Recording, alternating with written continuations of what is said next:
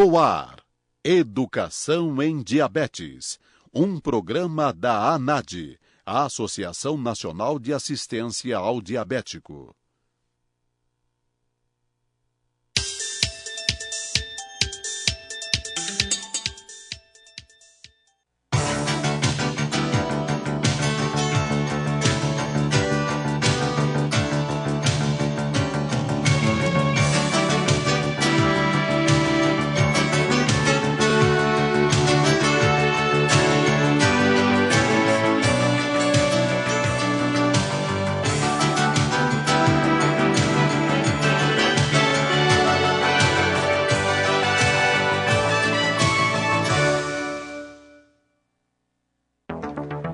Olá, eu sou Cíntia Alves e está começando mais uma edição do Diabetes News. No programa de hoje, você vai conferir. Pesquisa aponta que dormir mal aumenta o risco de desenvolver o diabetes. Consumo de frutas em grande quantidade pode afetar a saúde do diabético.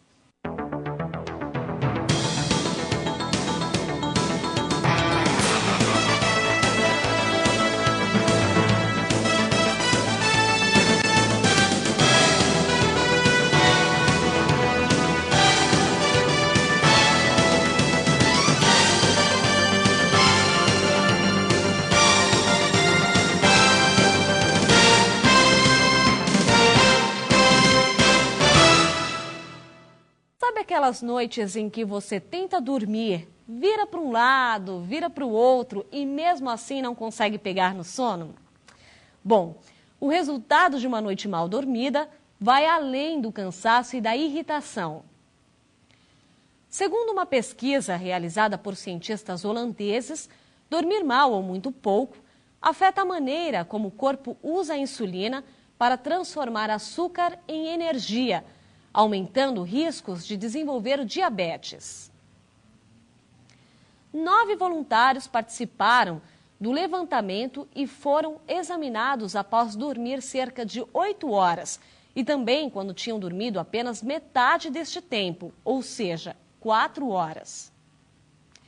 Neste último caso, a habilidade em processar a insulina foi reduzida a 1/4. Segundo os pesquisadores, em pessoas saudáveis, o uso da insulina não é fixo e a substância é alterada de acordo com a duração do sono na noite anterior. O resultado se soma ao de pesquisas anteriores, que associavam noites mal dormidas ao aumento do nível de açúcar no sangue.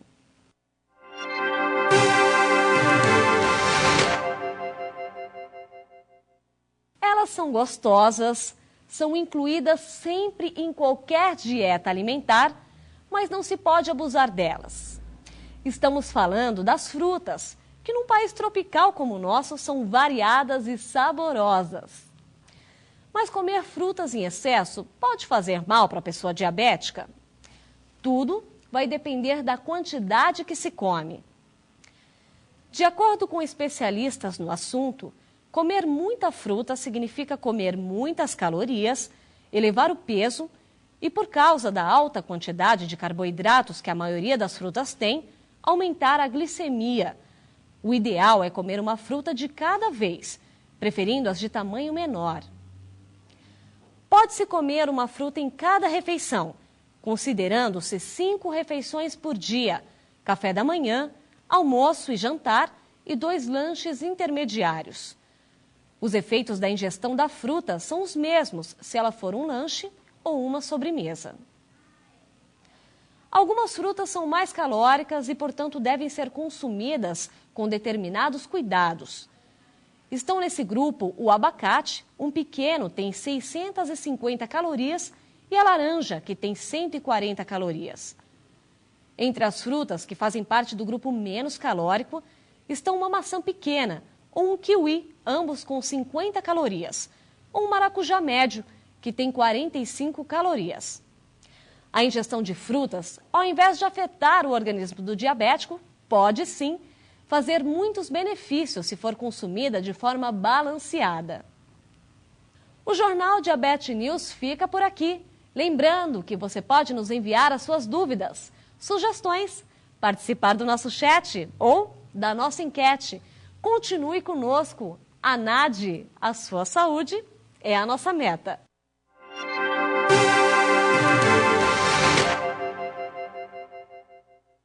Meu nome é Alzenir, sou associada da ANAD há mais ou menos 3 anos. Quero fazer uma pergunta para o Dr. Fado. Como faço para saber se sou pré-diabética? Dona Alzenir, o diagnóstico de pré-diabetes, na realidade, é suspeita clínica baseada na hereditariedade, parentes próximos de diabetes, e são pessoas que têm glicemias de jejum normais ou pouco alterada, que vão até 120, flutua entre 100 e 120, ou mesmo normais. Hoje em dia, nesse ano, incluiu-se para o diagnóstico a hemoglobina glicada. Então, as pessoas que têm hemoglobina glicadas entre 6 e 6,5 são pessoas suspeitas que tenham o diabetes, né? Ou que a gente chama de pré-diabetes. Na realidade, a denominação de pré-diabetes é uma denominação errada, porque dá uma sensação para o paciente que a gente fala pré, não é, ainda vai ser. Não é exatamente essa condição, porque essa situação é uma situação melhor definida como sendo o início da doença do diabetes. E, lamentavelmente, nessa situação, as pessoas ficam anos, décadas às vezes, sem se cuidar, sem se tratar, sem fazer dieta, sem fazer exames, e nessa situação vão se desenvolvendo as doenças de complicação do diabetes, principalmente a doença cardiovascular, que é a coronariopatia, angina, pode até o infarto ver se desenvolver antes mesmo que se manifeste a glicemia de jejum acima de 126, que seria a manifestação do diabetes.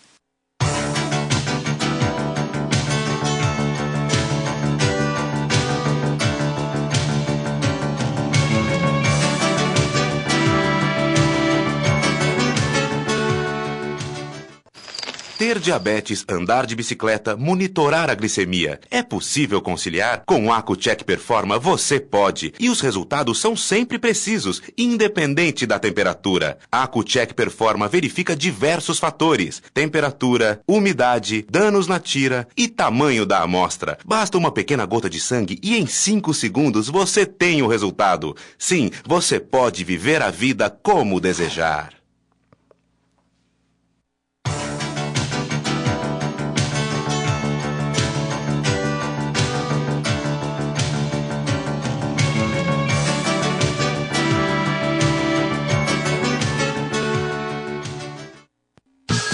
Você pergunta, a ANAD responde.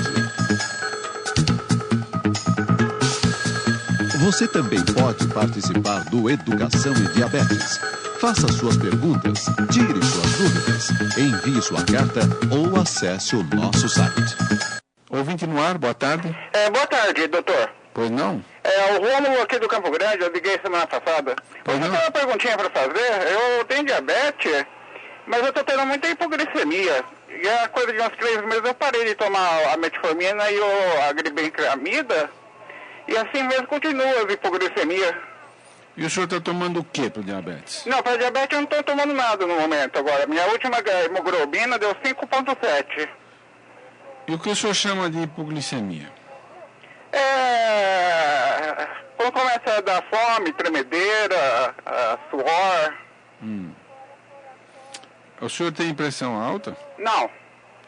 Tá bom. Ok, então. Muito obrigado pela participação, senhor Romo. Tá, de nada. Tchau. Um abraço. Olha, normalmente é que a gente vê a hipoglicemia, a gente vê realmente quando está tomando alguma medicação. É muito raro a gente ver uma alteração, a pessoa ter hipoglicemia sem tomar medicamento. Mas acontece, não é? Então, o senhor tem que avaliar o seu pâncreas. O senhor tem que conversar com o seu médico, porque existe possibilidade no pâncreas de desenvolver alguma doença nas células que produzem insulina, por exemplo, e estar levando a hipoglicemia, não é? Então, sem remédio, e evidentemente não é para estar tendo hipoglicemia. A gente vê hipoglicemia, mas em casos de hipertensão, insuficiência renal, tomando pequenas doses, ou mesmo não tendo, tomando medicamento. Mas quando a pessoa não tem insuficiência renal, tem que investigar o pâncreas, né? Fazer uma série de exames que seu médico vai indicar para o senhor. É possível que o senhor tenha alguma doença no pâncreas e está ocorrendo esse fato, tá ok? Já temos ouvinte no ar, boa tarde. Alô? Alô? Falo com quem? Meu nome é Patrícia. Patrícia, pois não. Doutor Fábio, eu tenho artrite reumatoide e de uns 3 meses pra cá eu tenho tido umas crises de hipoglicemia. Será que pode ser algum começo de diabetes? Você tem diabéticos na família, Patrícia? Histórico de diabetes na família, não. Nada. E que você chama de hipoglicemia? A taxa da glicose, se eu fico muito tempo sem comer, abaixa assim, quando eu vou fazer exame normal de glicemia, normalmente dá assim, 58, 57. E assim, quando eu vou fazer exame de sangue, eu já tenho que ser atendida logo, porque senão eu começo a me sentir mal. E eu reparei que eu tenho que dar uns intervalos menores para estar comendo, porque senão eu fico sentindo mal-estar assim muito, muito forte. E da última vez, eu trabalho no hospital, da última vez que eu me senti mal, as meninas fizeram o teste de glicemia em mim e deu 58. Será que pode ser diabetes? Tá ok, vou falar para você. Obrigado pela participação, viu? Obrigada. Olha, diabetes não é, porque você tem tendo hipoglicemia. Embora, às vezes a gente vê muito esses quadros de hipoglicemia em filhos de diabéticos, né? Mas como você não tem ninguém na família, é mais provável que você tenha ou um problema na doença do pâncreas, que eu estava falando para o ouvinte anterior. Existe possibilidade de ter cistos no pâncreas que fabricam muita insulina. Então, é possível esse quadro. Ou então, uma doença no fígado que o organismo não consegue, vamos dizer, acumular ou armazenar o glicogênio. Para você entender o que eu quero dizer, é o seguinte: nós, quando comemos, a gente reserva no fígado uma substância chamada glicogênio, que é uma forma compacta de estar armazenando a glicose. Quando a gente precisa, não está comendo, a gente vai disponibilizando essa forma armazenada no fígado. Se você não tem essa capacidade, ou o seu fígado tem algum problema, então é possível que você tenha esse quadro de hipoglicemia. Então vamos pedir para o seu médico investigar seu fígado, o seu pâncreas, na próxima consulta sua, direcionada para esse setor. Você também pode participar do Educação e Diabetes. Faça suas perguntas, tire suas dúvidas, envie sua carta ou acesse o nosso site.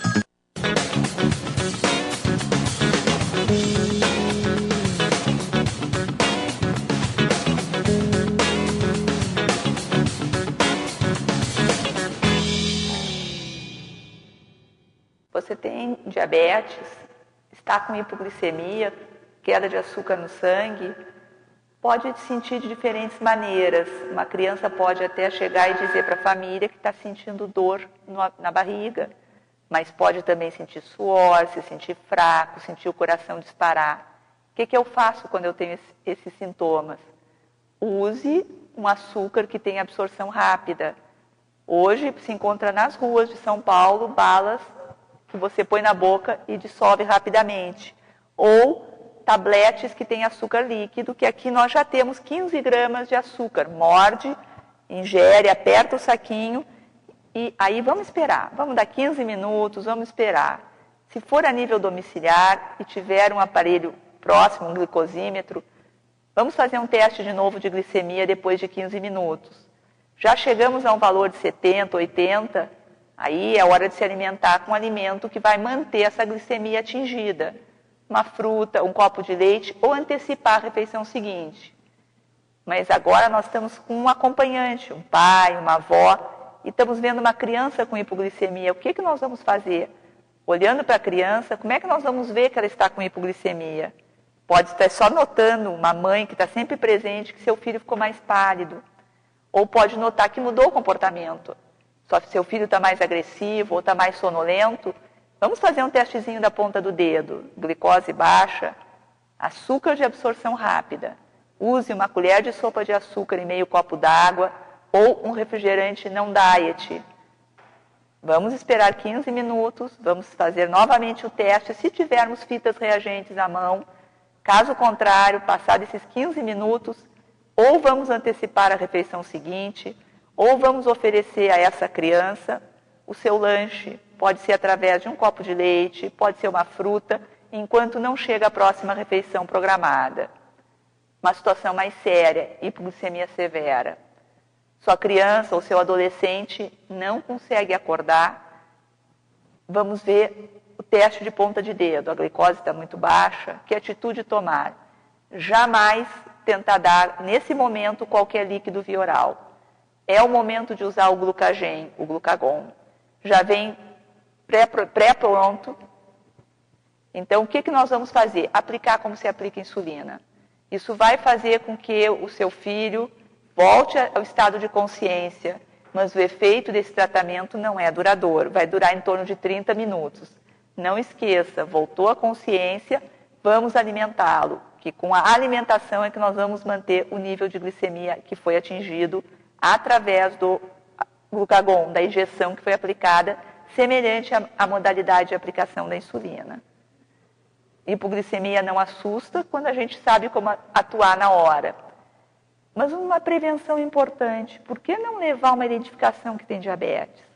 Sugestões para uma menina habilidosa ou para um grupo de meninas que faz artesanato, pulseirinhas de artesanato que tenham no centro o símbolo da sua associação, ou uma plaquinha escrito que é diabetes, mas ela pode ser toda feita com diferentes objetos que tu goste de usar no teu pulso. Vocês podem ser tão criativos, procurem usar no corpo alguma maneira de se identificar que tem diabetes. Isso pode salvar a vida numa situação de emergência.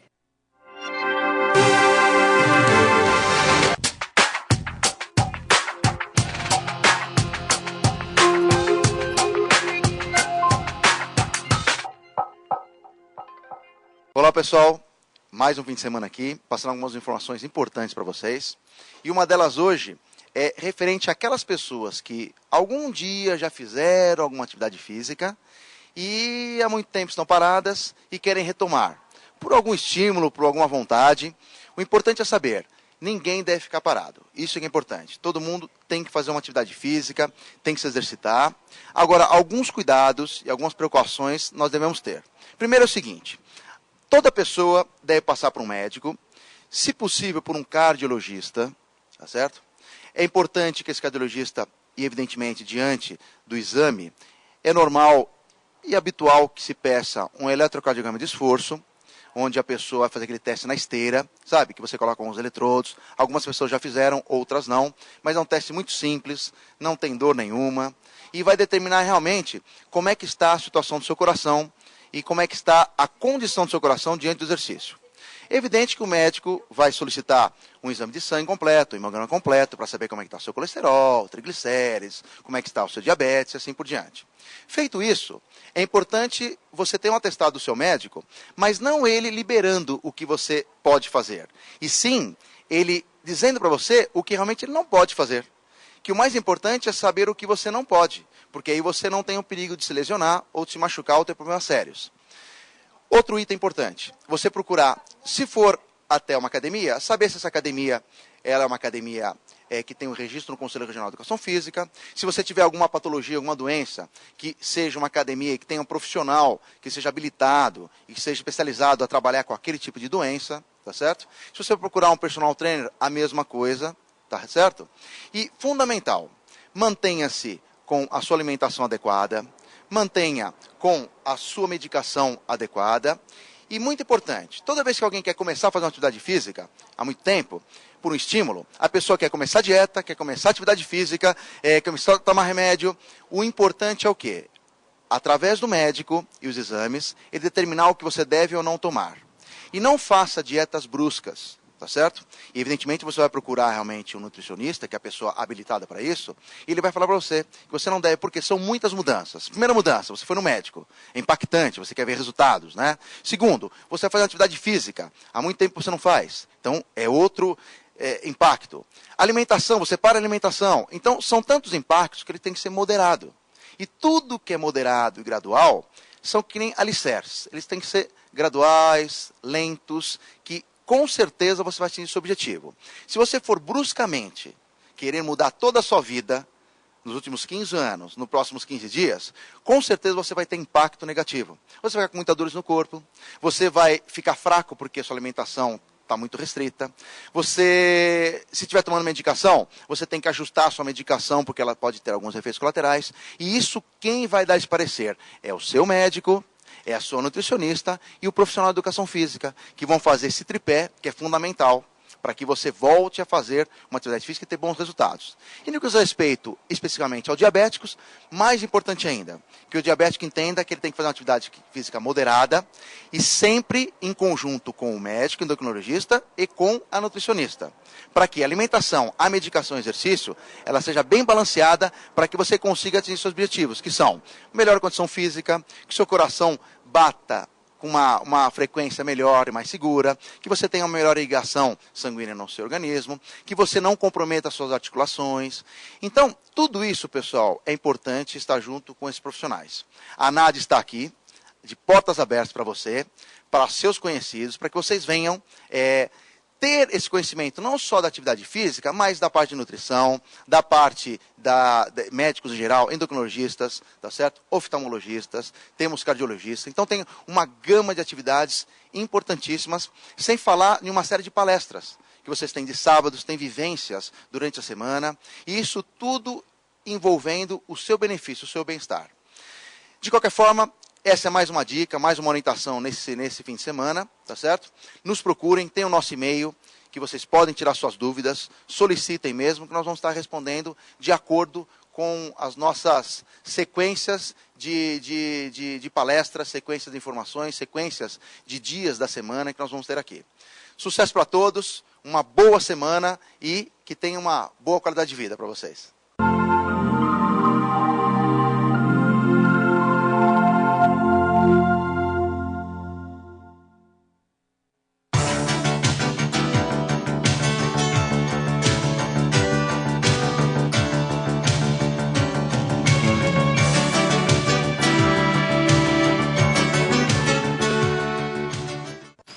Ter diabetes, andar de bicicleta, monitorar a glicemia. É possível conciliar? Com o AcuCheck Performa você pode. E os resultados são sempre precisos, independente da temperatura. A AcuCheck Performa verifica diversos fatores: temperatura, umidade, danos na tira e tamanho da amostra. Basta uma pequena gota de sangue e em 5 segundos você tem o resultado. Sim, você pode viver a vida como desejar.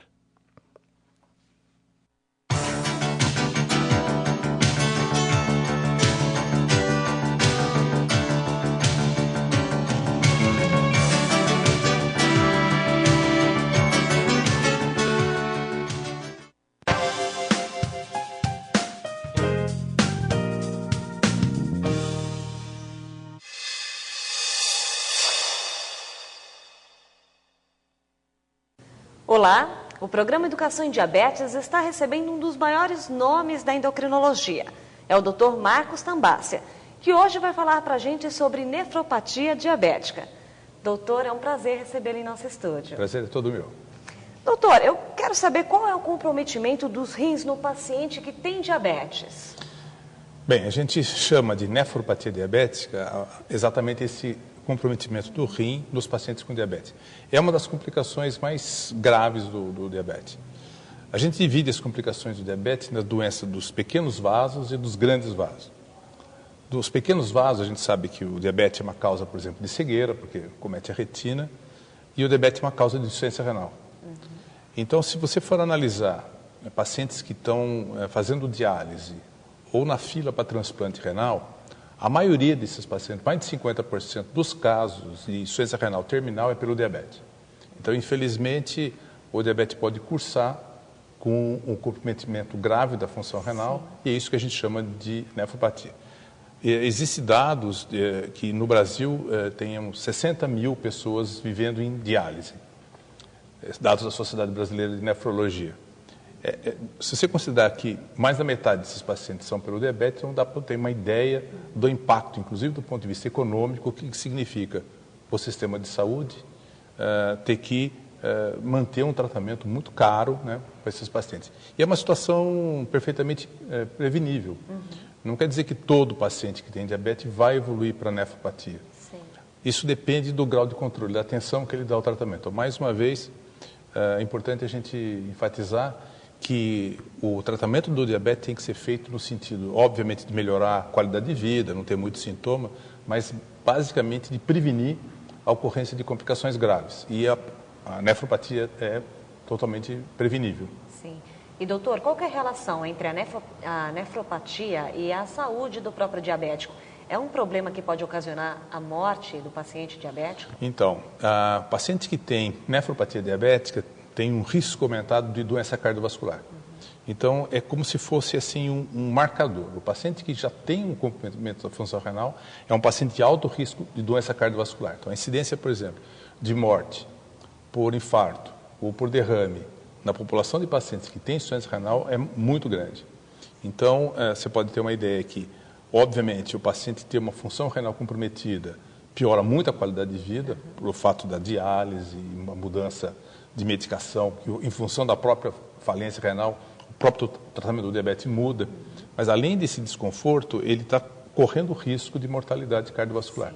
Então, quando você faz um diagnóstico de nefropatia, é uma situação séria do paciente diabético, ele tem que ser tratado por pessoal totalmente especializado nisso, né? Precisa ter endocrinologista que está afeito a tratar a nefropatia, assim como o auxílio de nefrologistas, que é exatamente a especialidade médica que trata das doenças renais. E quando começa o grau de falência renal, o tratamento do diabetes tem que ser mais intenso, você tem que tratar, geralmente são hipertensos também, então tem que tratar a hipertensão muito bem tratado, para você tentar diminuir o tempo, aumentar o tempo que demora entre o início da função renal e a falência renal terminal, que a gente chama, quer dizer, quanto tempo vai demorar para o paciente entrar em diálise. É possível você retardar bastante isso. A gente sabe que tem um método de medir a função renal, que é o clearance, que é um método de laboratório, e que quando o indivíduo começa com a nefropatia, esse clearance ele vai caindo todo mês, vai piorando. Mas é possível você retardar, fazer com que essa queda fique mais lenta, com o auxílio de vários medicamentos e um tratamento bastante intensivo do diabetes. Entendi. E tem alguma coisa que o próprio paciente diabético pode fazer para não vir a ter a nefropatia, para não desenvolver esse problema? Quando você inicia a nefropatia depende do mau controle da glicemia. Mas uma vez iniciada a nefropatia, ela passa a depender mais, na verdade, da pressão arterial do que do controle da glicemia. Então, o paciente tem que monitorizar muito bem a pressão, tomar remédio para a pressão arterial, manter ela sob controle. A ingestão de grande quantidade de proteína também piora a função renal. Então, o paciente tem que começar a fazer restrição alimentar, diminuir carne, para poder retardar o máximo possível a falência renal. Ou seja, né, ter uma vida mais regrada e... Claro, exatamente. A gente hoje fala que as complicações do diabetes, elas não ocorrem pelo fato de ele ser diabético.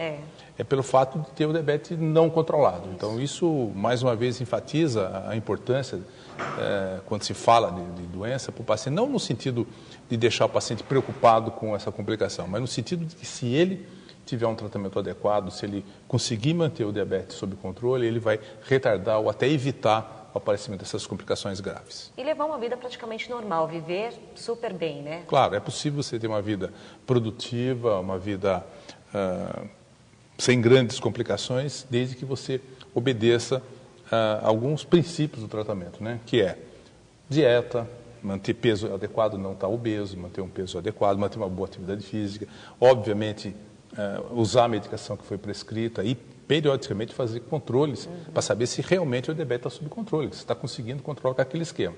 Se não está conseguindo controlar, obviamente que o médico que está cuidando deve fazer mudanças no sentido de atingir um grau de controle mais adequado. Sim. Dr. Marcos Tambassi, mais uma vez o programa Educação em Diabetes agradece a sua participação. Foi um prazer. Muito obrigado. Obrigada. Continue conosco. A NAD, a sua saúde é a nossa meta.